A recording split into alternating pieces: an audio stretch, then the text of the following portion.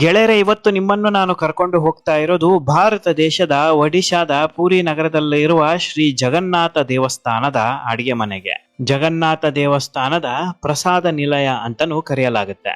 ಪ್ರತಿದಿನ ಈ ದೇವಸ್ಥಾನದಲ್ಲಿ ಎಷ್ಟು ಭಕ್ತಾದಿಗಳು ಊಟ ಮಾಡ್ತಾರೆ?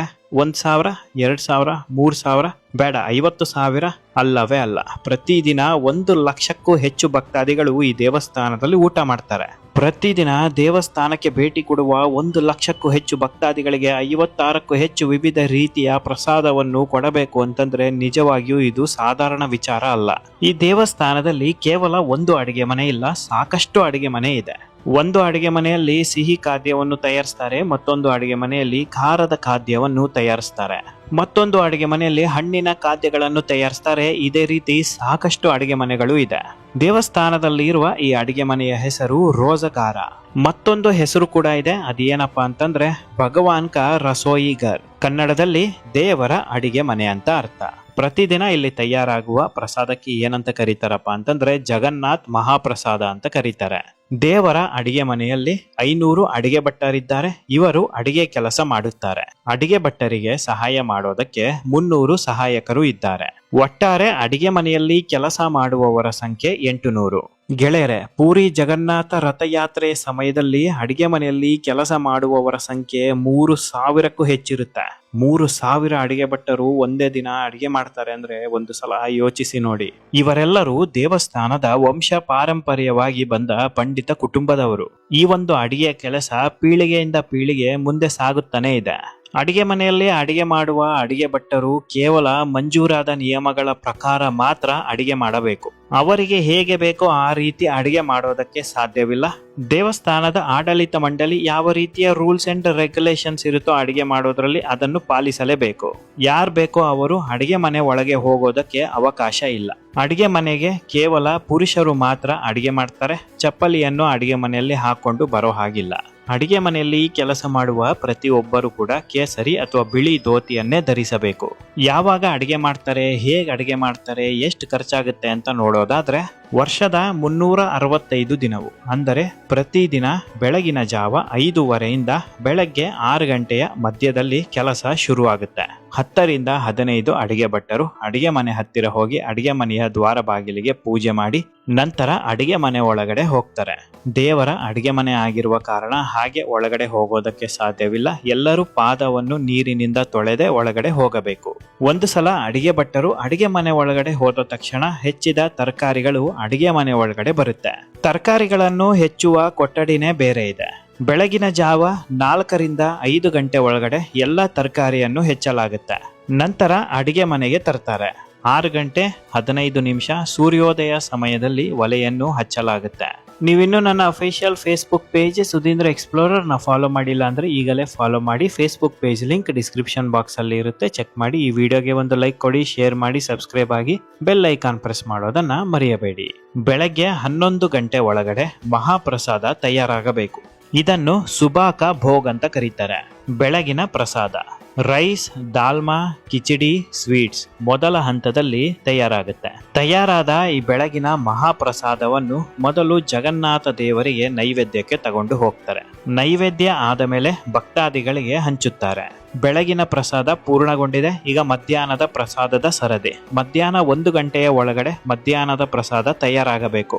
ಇದಕ್ಕೆ ಮಧ್ಯಾಹ್ನ ಧೂಪಭೋಗ ಅಂತ ಕರೀತಾರೆ. ಸಾಕಷ್ಟು ವಿವಿಧ ರೀತಿಯ ಅನ್ನ, ಸಾಕಷ್ಟು ವಿವಿಧ ರೀತಿಯ ಪಲ್ಯಗಳು ಮತ್ತು ವಿಶೇಷವಾದ ವಿವಿಧ ರೀತಿಯ ಸಿಹಿಯನ್ನು ತಯಾರಿಸ್ತಾರೆ.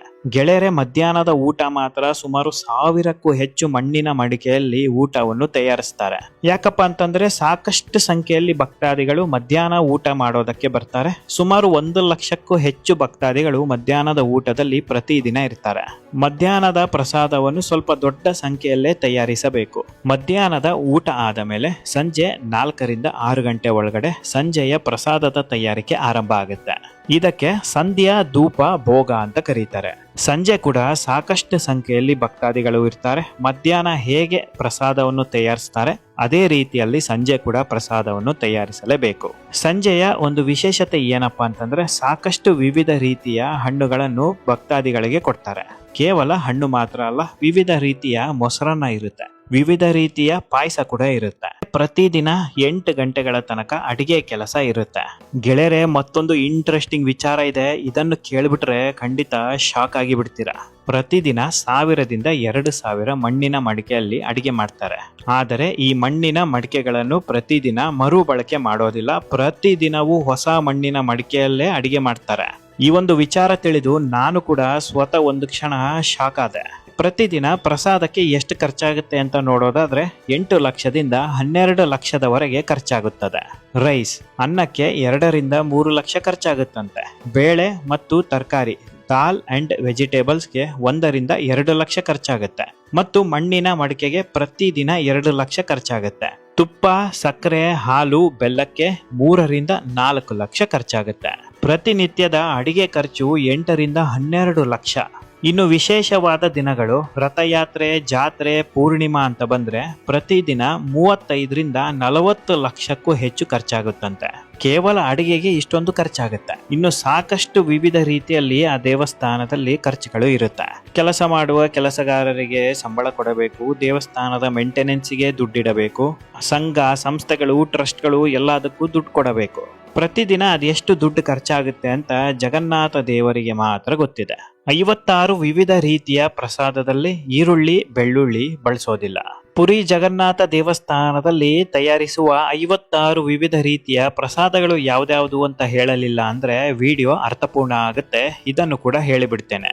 ಸಾದಾ ಅನ್ನ ಅಂದರೆ ಬಿಳಿ ಅನ್ನ, ಗೀ ಅನ್ನ, ತುಪ್ಪದ ಜೊತೆ ಬೆರೆಸಿರುವ ಅನ್ನ. 3ನೇಯದ್ದು ಕನಿಕ, ತುಪ್ಪ, ಸಕ್ಕರೆ, ಅನ್ನ ಬೆರೆಸಿರುವ ಒಂದು ಪ್ರಸಾದ. 4ನೇಯದ್ದು ಅನ್ನದ ಕಿಚಡಿ. 5ನೇದ್ದು ತಾಲಿ ಕಿಚಡಿ, ಜೀರಾ ಮತ್ತು ಪೆಪ್ಪರ್ ಹಾಕಿ ಮಾಡಿರುವ ಒಂದು ಕಿಚಡಿ. 6ನೇದ್ದು ದಹಿ ಪಕಲ, ನೀರ್ ಅನ್ನದ ಜೊತೆ ಮೊಸರು ಮಿಕ್ಸ್ ಆಗಿರುವ ಒಂದು ಪ್ರಸಾದ. ಮಿಠಾಯಿ ಪಕಲ, ನೀರು, ಅನ್ನ ಮತ್ತು ಸಕ್ಕರೆ. 8ನೇಯದ್ದು ಆದಾ ಪಕಲ, ನೀರು, ಅನ್ನ ಇದ್ರ ಜೊತೆ ಮಿಕ್ಸ್ ಆಗಿರುವ ತುರಿದಿರುವ ಒಂದು ಶುಂಠಿ. 9ನೇಯದ್ದು ಓಡಿಯಾ ಪಕಲ, ನೀರು, ಅನ್ನ, ತುಪ್ಪ, ನಿಂಬೆಹಣ್ಣು ಮತ್ತು ಉಪ್ಪು ಮಿಕ್ಸ್ ಆಗಿರುವ ಒಂದು ಪ್ರಸಾದ. 10ನೇಯದು ಅನ್ನದ ಉಪ್ಪಿಟ್ಟು.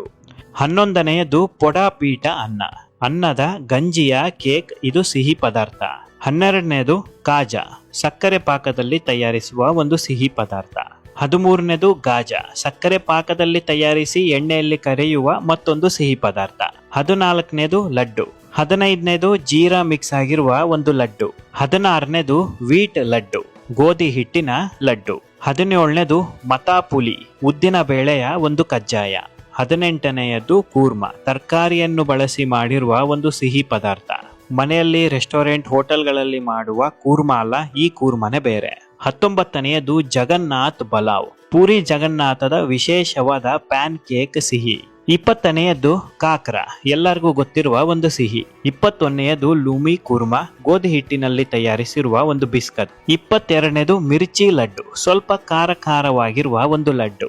23ನೇಯದ್ದು ಸೋರ್ ಪೀಠ, ಸಕ್ಕರೆ ಮತ್ತು ತುಪ್ಪವನ್ನು ಬಳಸಿ ಮಾಡಿರುವ ಒಂದು ಡ್ರೈ ಸ್ವೀಟ್. ಚಡಾಯಿ ಲಾಡ, ಎಣ್ಣೆಯಲ್ಲಿ ಕರಿದು ಮಾಡುವ ಬೋಂಡದ ರೀತಿ ಕಂಡುಬರುವ ಒಂದು ಸಿಹಿ ಪದಾರ್ಥ. 25ನೇದು ಜಿಲೇಬಿ. 26ನೇದು ಕಾಜು ಬರ್ಫಿ. 27ನೇದು ಮಾಂಡ, ತೆಂಗಿನಕಾಯಿಯನ್ನು ಉಪಯೋಗಿಸಿ ಮಾಡಿರುವ ಒಂದು ಸಿಹಿ ಕೇಕ್. 28ನೇದು ಅಮಲು, ಏಲಕ್ಕಿ ಲಡ್ಡು. 29ನೇದು ಪೂರಿ. 30ನೇದು ಲುಚ್ಚಿ ಪರೋಟ. 31ನೇದು ದಹಿ ಬಾರ, ಮೊಸರು ಮತ್ತು ಹುರಿದಿರುವ ಉದ್ದಿನ ಬೇಳೆಯನ್ನು ಸೇರಿಸಿ ತಯಾರಿಸುವ ಒಂದು ಪ್ರಸಾದ. 32ನೇದು ಅಕ್ಕಿ ಶಾವಿಗೆ. 33ನೇದು ಗೋಧಿ ಶಾವಿಗೆ. 34ನೇದು ರೈಸ್ ಕೇಕ್. 35ನೇದು ತುಪ್ಪದಲ್ಲಿ ಮಾಡಿರುವ ಒಂದು ಕೇಕ್, ಗೀ ಕೇಕ್. 36ನೇದು ಕೀರಿ, ಹಾಲು ಶಾವಿಗೆ ಬಳಸಿ ಮಾಡಿರುವ ಒಂದು ಪಾಯಸ. 37ನೇದು ಕ್ರೀಮ್ ಪಾಪುಡಿ, ಹಾಲಿನಿಂದ ಮಾಡಿರುವ ಒಂದು ಪಾಪುಡಿ. 38ನೇದು ಕೋವಾ, ಹಾಲಿನಿಂದ ಮಾಡಿರುವ ಕೋವಾ. 39ನೇಯದು ರಸ್ಮಲೈ. 40ನೇಯದು ತಡಾಯ್, ಚೀಸ್ ಬಳಸಿಕೊಂಡು ಮಾಡಿರುವ ಒಂದು ಪಲ್ಯ. ಚೇನಾಕಾಯ್, ಚೀಸ್ ಮತ್ತು ಶುಗರ್ ಬಳಸಿಕೊಂಡು ಮಾಡಿರುವ ಮತ್ತೊಂದು ಪಲ್ಯ.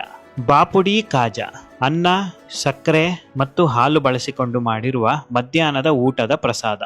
43ನೇಯದ್ದು ರೋಟಿ.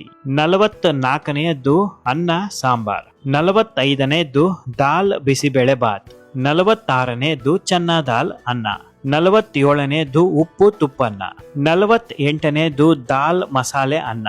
49ನೇಯದ್ದು ವೆಜಿಟೇಬಲ್ ಮಿಕ್ಸ್ ಪಲಾವ್. 50ನೇದು ಡ್ರೈ ವೆಜಿಟೇಬಲ್ ರೈಸ್. 51ನೇದು ಕೊತ್ತಂಬರಿ ಮತ್ತು ಕರಿಬೇವು ಸೊಪ್ಪಿನ ಅನ್ನ. 52ನೇದು ಪೊಟಾಲ ರೈಸ್, ಸೋರೆಕಾಯಿ ಸೌತೆಕಾಯಿ ಅನ್ನ. 53ನೇದು ಗೋಟಿ ಬೈಜಾನ್, ಬ್ರಿಂಜಾಲ್ ರೈಸ್. 54ನೇದು ರೈತ. 55ನೇದು ಕಾಟ, ಹುಣಸೆ ಹಣ್ಣಿನ ಚಿತ್ರಾನ್ನ. 56ನೇದು ಮಹುರ, ಹುರಿದ ತರಕಾರಿಯ ಅನ್ನ. ಗೆಳೆಯರೆ, ಇದು ಪೂರಿ ಜಗನ್ನಾಥ ದೇವಸ್ಥಾನದ 56 ವಿವಿಧ ರೀತಿಯ ಪ್ರಸಾದ.